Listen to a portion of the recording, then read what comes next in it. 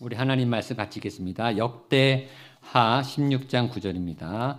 다 알지만 다 안다고 능력이 있는 건 아니에요. 아는 것과 믿는 건 달라요. 믿음으로 선포할 때 말씀의 능력이 나옵니다. 전능하신 하나님 네 번째. 앞에 보면 첫 번째는 스스로 있는 분, 자존자. 두 번째는 부르시고 보내는 분. 세 번째는 창조주 하나님. 지난주, 지지난주는 전능하신 하나님, 전지하고 전능하신 하나님의 속성을 봤습니다. 6가지. 전능하신 하나님은 엘샤다이 하나님. 따라서 엘샤다이, 엘샤다이, 엘샤다이. 전능, 하나님의 전능, 그 능력. 하나님의 전능이 왜 중요한가? 하나님을 믿으면 하나님의 전능이 우리에게 부어지니까. 오늘 5번째, 하나님은 무소부재 하십니다. 따라서 하나님은 무소부재 하십니다. 하나님은, 나의 하나님은 무소부재 하십니다. 아멘이죠? 예, 역대하 16장 9절 시작. 여호와의 눈은 온 땅을 두루 감찰하사 전심으로 자기에게 향하는 자들을 위하여 능력을 베푸시네. 여호와의 눈이 온 땅을, 온 우주를 다 감찰하세요. 자, 예레미야 23장 24절 시작. 여호와의 말씀이니라. 사람이 내게 보이지 아니하려고 누가 자신을 은밀한 곳에 숨길 수 있겠느냐? 여호와가 말하노나 나는 천지에 충만하지 아니하냐? 네. 어디 숨으려고 숨어봐라. 나는 천지에 충만하다. 시편 139편 7절로 10절 시작. 내가 주의 영을 떠나 어디로 가며 주의 앞에서 어디로 피하리까? 내가 하늘에 올라갈지라도 거기 계시며 수월에 내 자리를 펼지라도 거기 계시니이다. 내가 새벽 날개를 치며 바다 끝에 거할지라도 거기서도 주의 손이 나를 인도하시며 주의 오른손이 나를 붙드시리로다. 아멘. 무소부재 하나님은 어디서나 계신다는 뜻이죠. 무소부재. 안 계신 곳이 없다. 사방에 계신다. 그리고 우리는 못 숨는다. 못 피한다. 못 도망간다. 하나님께서 온 땅에 충만하시고 우리를 보고 계신 이유는 감시가 아니에요. 보호하시기 위함입니다. 엄마 아빠가 아이가 왔다 갔다 뒤뚱뒤뚱 딴 데 보고 있는 것 같아도 다 거기 가 있어요. 넘어지면 딱 받아냅니다. 울면은 딱 안습니다. 이 센서가 다 거기 가 있어요. 보호하기 위함이 감시가 아닙니다. 역대상 16장 9절 한 번 더 읽겠습니다. 시작. 여호와의 눈은 온 땅을 두루 감찰하사 전심으로 자기에게 향하는 자들을 위하여 능력을 베푸시나니. 하나님은 편재하세요. 모든 곳에 다 계세요. 그러나 말했죠. 하나님은 임재도 하세요. 임재는 하나님의 카이로스, 하나님께서 하나님이 정하신 특정한 장소와 공간과 사람과 사건을 일으키시는 임재. 어느 시대 때마다, 어느 세대마다 임재의 공간과 사람이 있어요. 그것도 거기 찾아다녀야 돼요. 하나님의 임재가 있는 곳.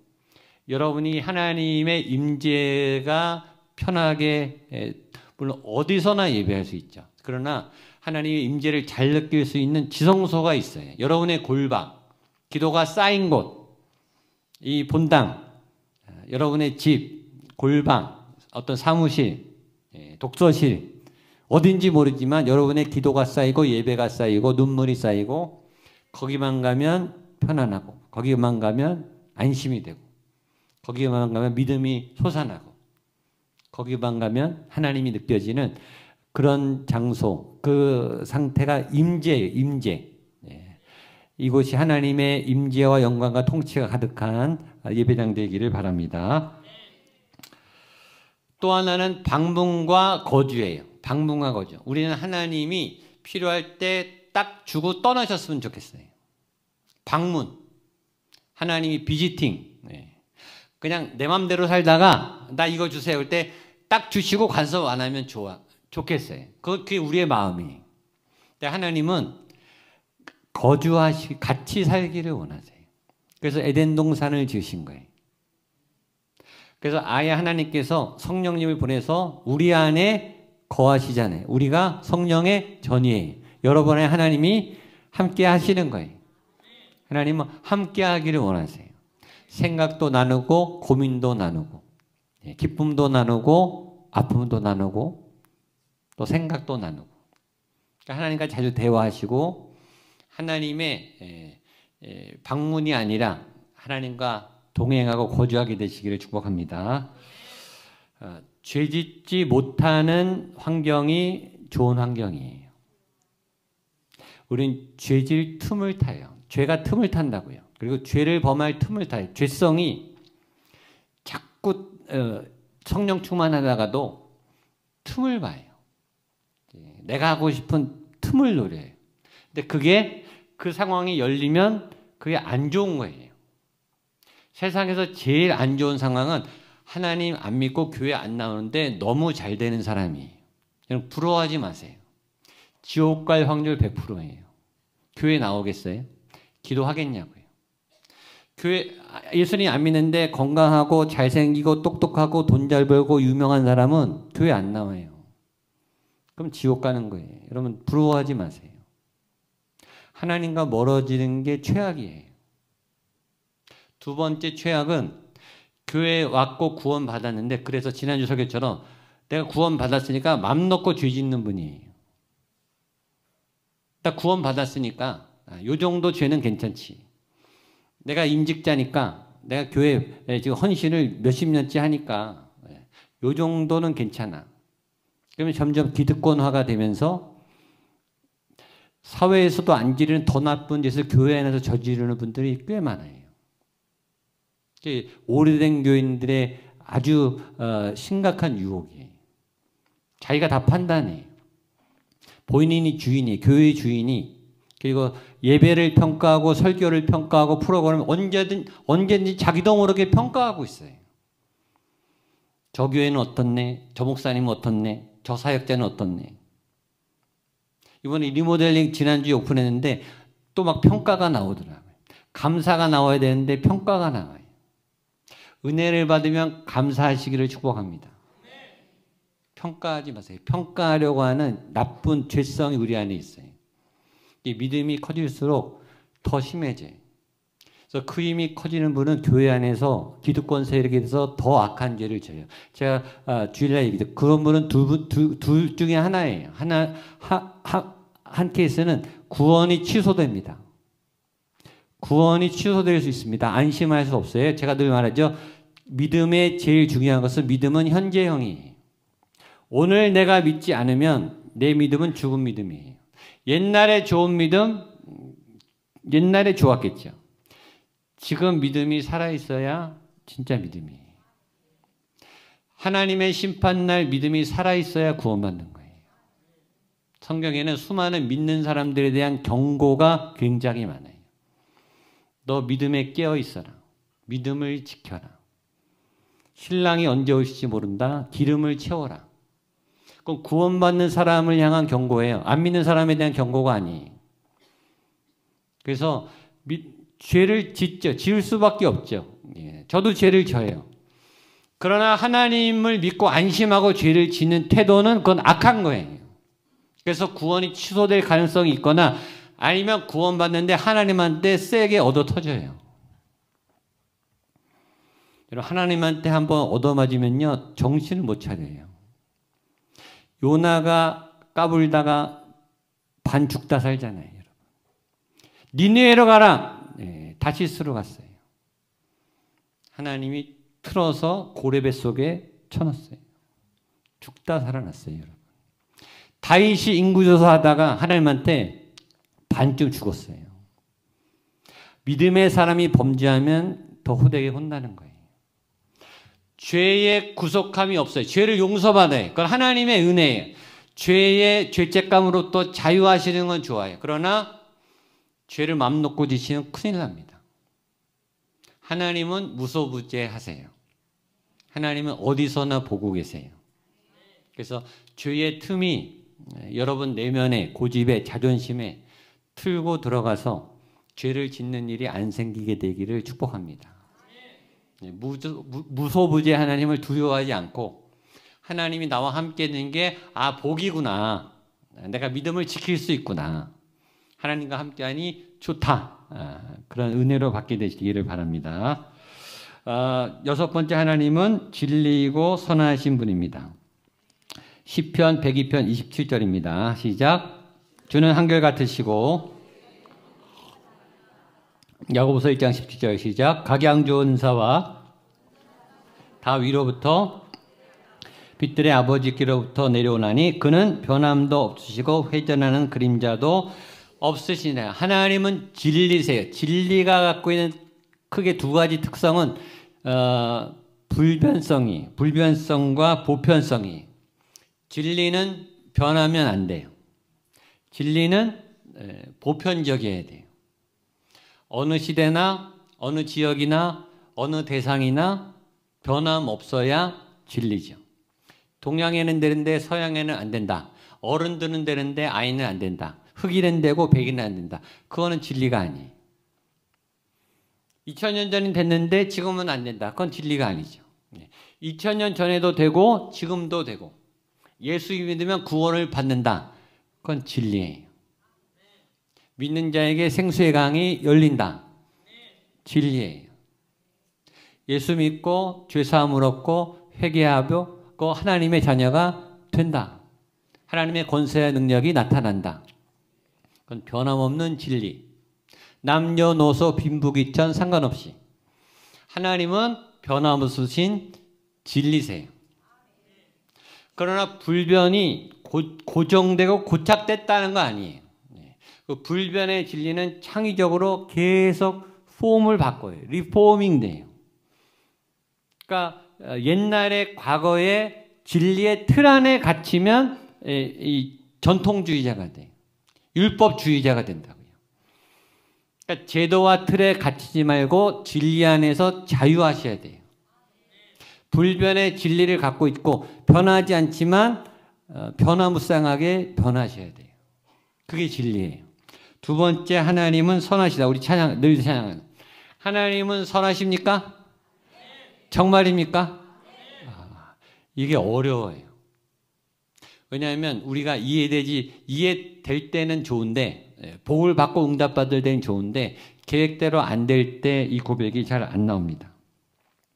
우리가 믿는 하나님은 상식적이고 자연적이지만, 때로는 상식을 넘어서는 인간의 경험과 또 기초와 도덕과 윤리를 넘어서는 요구를 하실 때가 있어요. 베드로를 부를 때 배를 버리고 집을 버리고 아버지를 버렸어요. 여러분, 아버지를 버리면 어떡합니까? 가족을 버리면 어떻게 해요? 가장인데. 배를 버리면 어떻게 먹고 사냐고요. 베드로는 어떻게 되면 가족은 어떡하냐고요. 비상식적이죠. 아브라함에게 이삭을 바쳐라. 그걸 어떻게 바칩니까?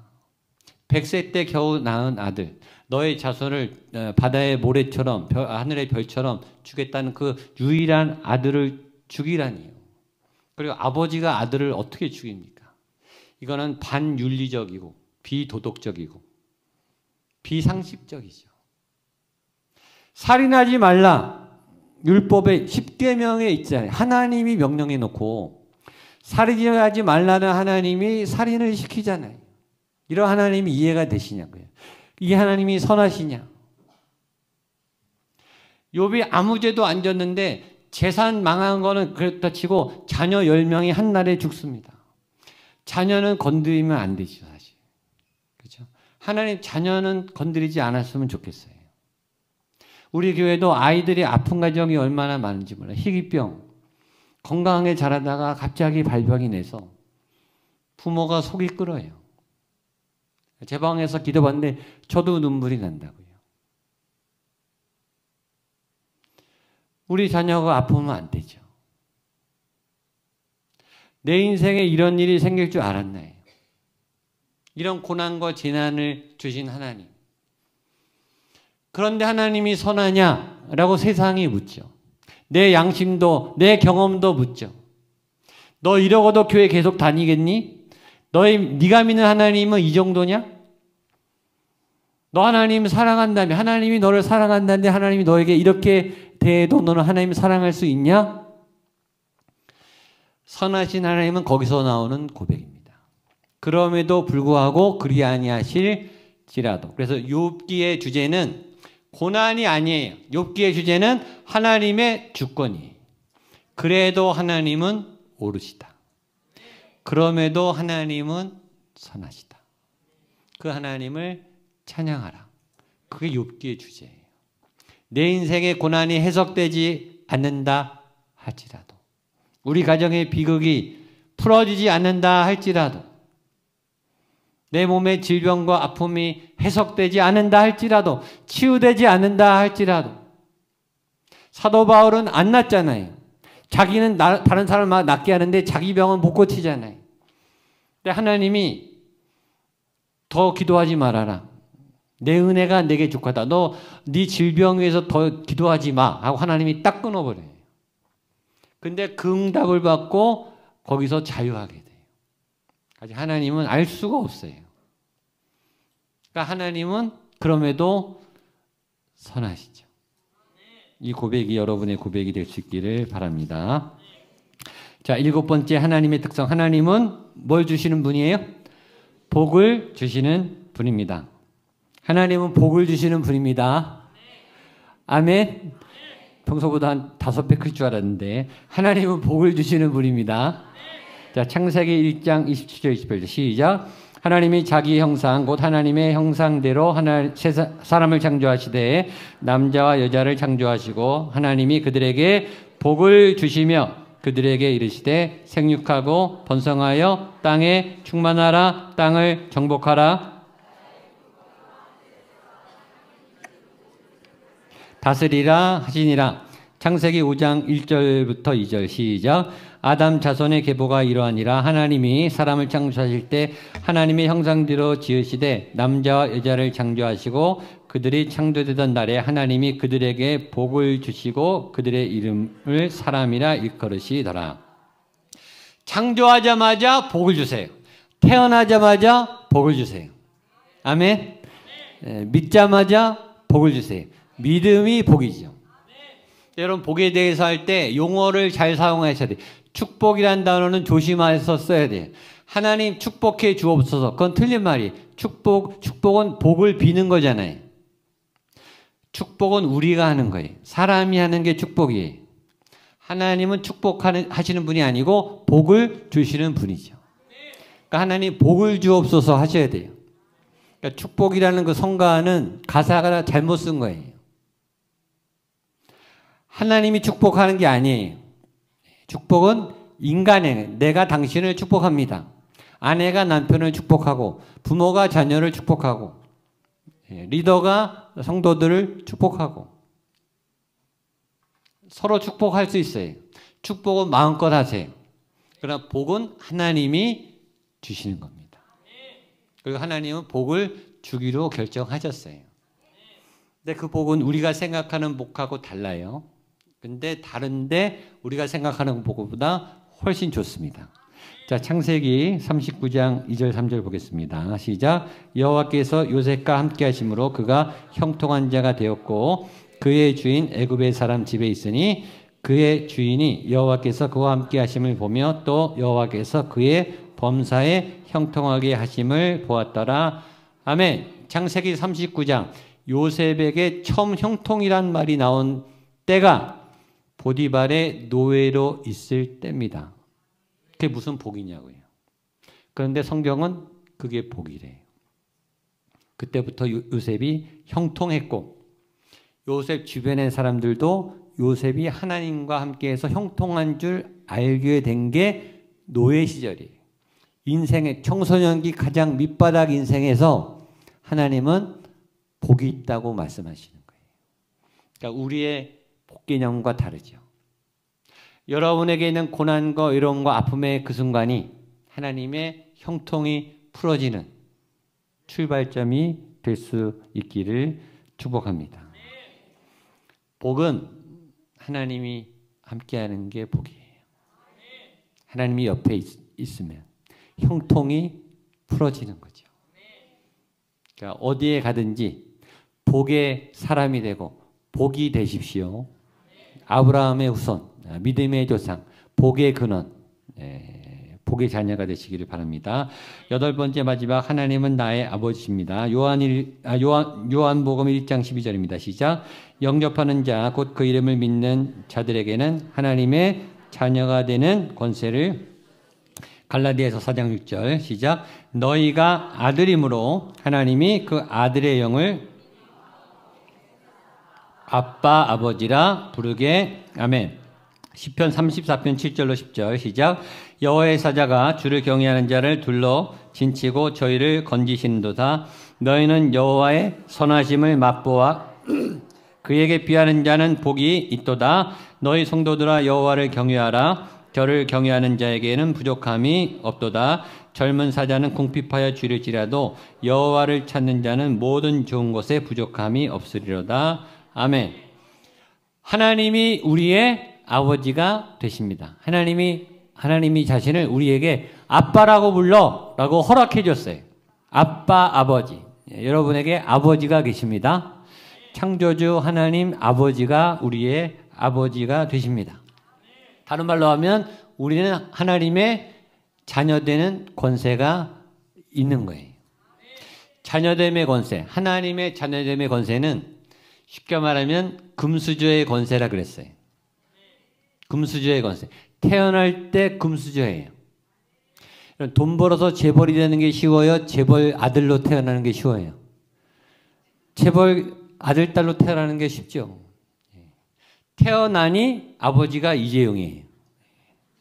어떻게 해요? 재벌 가야 되는 거죠. 태어났는데 하여튼 아빠가 부자예요. 이 노력해서 하는 거하고 출생이 이게 다른 거예요. 하나님의 자녀로 태어났다. 하나님의 자녀가 되었다. 라는 건 태어날 때부터 이게 달랐다는 거예요. 저와 여러분들은 구별된 하나님의 자녀인 줄로 믿습니다. 그럼 첫 번째, 무조건 법적 상속자가 됩니다. 무조건. 부모님이 돌아가시면 자연적으로 자녀가 법적 상속자가 됩니다. 여러분이 하나님 나라의 상속권이 있습니다. 하나님의 나라가 여러분의 안에 있어요. 두 번째, 그 집안에 태어났다는 거 하나만으로 가장 소중한 존재가 됩니다. 자녀가 태어나면 모든 부모, 할아버지, 할머니까지 그 아이에게 초집중해요. 그리고 관심의 대상이 돼요. 그리고 가계도가 다 바뀌어요. 그 아이 하나가 태어나서 가계도가 다 바뀌어요. 그리고 사랑을 쏟아붓습니다. 관심을 쏟아부어요. 애정을 쏟아부어요. 누가 누구에게? 하나님이 여러분에게. 지금, 오늘. 아멘. 세 번째, 자녀이기 때문에 아까 말했지만 최고의 보호 대상입니다. 부모보다 우선으로 보호합니다. 부모는 다쳐도 자녀는 못 다치게 합니다. 부모가 대신 아파줄 수 있으면 아파주고 싶어 해요. 그게 부모 마음이죠. 모든 위험으로부터 첫 번째 안전대상. 불나면, 사고 나면 제일 먼저 자녀 먼저. 엄마 아빠는 다쳐도 아이는 다치지 않아요. 엄마 아빠가 희생합니다. 엄마 아빠는 못 먹어도 자녀는 좋은 거 먹입니다. 관심과 보호와 사랑의 대상입니다. 네 번째, 자녀가 존재하는 것만으로도 그냥 기쁩니다. 그 아기가요, 아무것도 안 하고 밥만 먹고 똥만 잘 싸도 행복합니다. 그냥 좋아해요.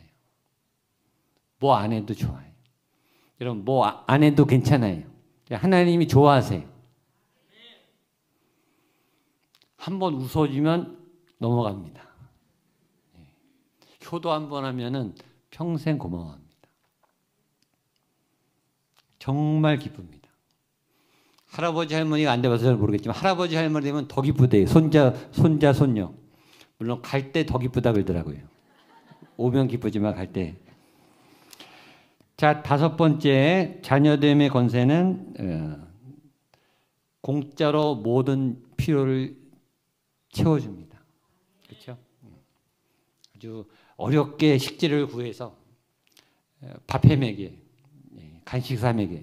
옷 입혀요. 재워줘요. 아버지 어머니 오늘 밥 잘 먹었습니다. 여기 밥값 있습니다. 10,000원 낼게요.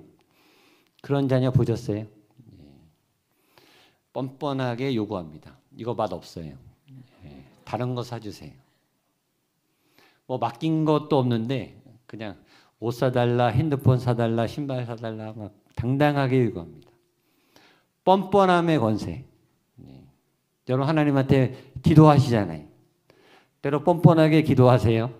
당당하게 요구하시기를 바랍니다. 자, 마태복음에 누가복음에 예수님 시험하는 사단의 시험장이 등장합니다. 사단이 3가지 시험을 합니다. 돌이 떡이 되게 해라. 또 내게 절해라. 또 성전에서 뛰어내려봐라. 그러면서 꼭 이렇게 물어봅니다. 네가 만일 하나님의 아들이거든. 일단 사단은 거짓말이에요. 같은 질문이 교묘해요. 하나님의 아들인데 이렇게 말합니다. 네가 만약에 하나님의 아들이라면 증명해봐.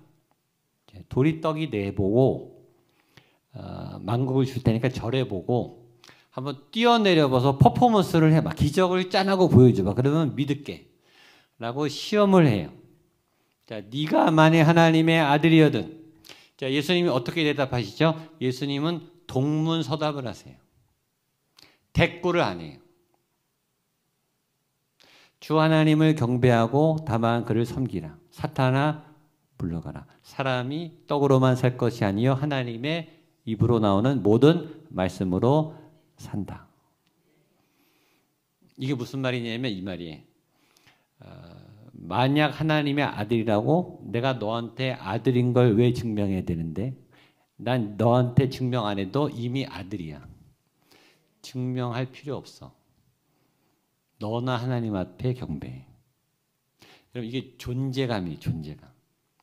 아들이면 증명할 필요가 없는 거예요. 하나님 나 사랑하세요? 하나님 내가 하나님 믿나요? 이런 의심을 안 한다니까요. 그냥 아들이에요.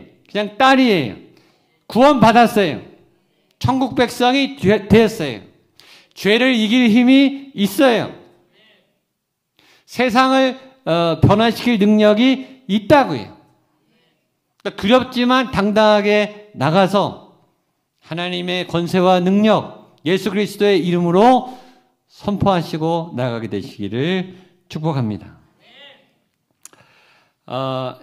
이 하나님의 자녀됨의 권세는 마지막으로 예수 믿는 순간부터 이미 주어진 과거형입니다. 요한복음 1장 12절로 13절 보겠습니다. 시작. 영접하는 자 곧 그 이름을 믿는 자들에게는 하나님의 자녀가 되는 권세를 주셨으니 이는 혈통으로나 육적으로나 사람의 뜻으로 나지 아니하고 오직 하나님께로부터 난 자들이니라. 영접하는 자 곧 그 이름을 믿는 자들에게는 하나님의 자녀가 되는 권세를 주셨으니 시제가 과거형이에요. 이미 자녀가 되었습니다. 이미 구원 받았습니다. 이미 자녀됨의 권세가 있습니다. 이미 하나님 나라가 여러분의 것입니다. 이 하나님의 권세와 능력을 사용할 수 있습니다. 예수의 피로 십자가의 능력으로 내 죄악은 사함을 받았고 내 시험과 시련과 고난은 이겨낼 것입니다. 왜? 자녀됨의 권세를 받았으니까. 예수 믿는 순간부터 하나님이 내 아빠니까. 아빠라고 부르면 번개같이 달려오세요. 아버지 앞에 울고 가슴을 찢고 통곡하면 아버지가 안아주세요. 하나님 너무 아파요. 너무 힘들어요. 너무 고통스러워요. 몸부림치면 하나님도 몸부림치세요. 그 손을 뻗어 그의 날개로 보호해 주신 줄로 믿습니다.